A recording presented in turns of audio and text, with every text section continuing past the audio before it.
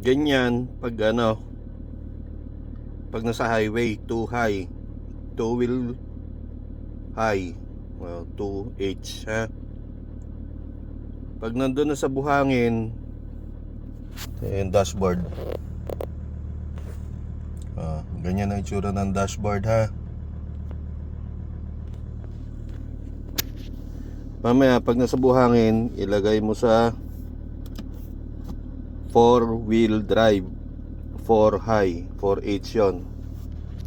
Ayan 4H ha. Yung kulay yellow, 4H. Yan 4H ha. Lalabas yan.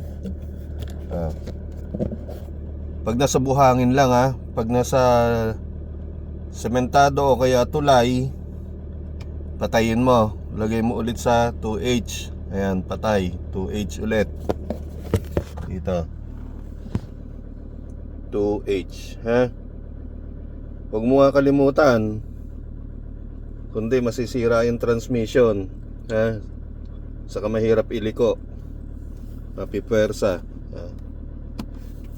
Pag off-road, maraming mabato kaya mabuhangin, 4H. Iilaw to. Yan, 4H. Yan, 4H ha. Okay.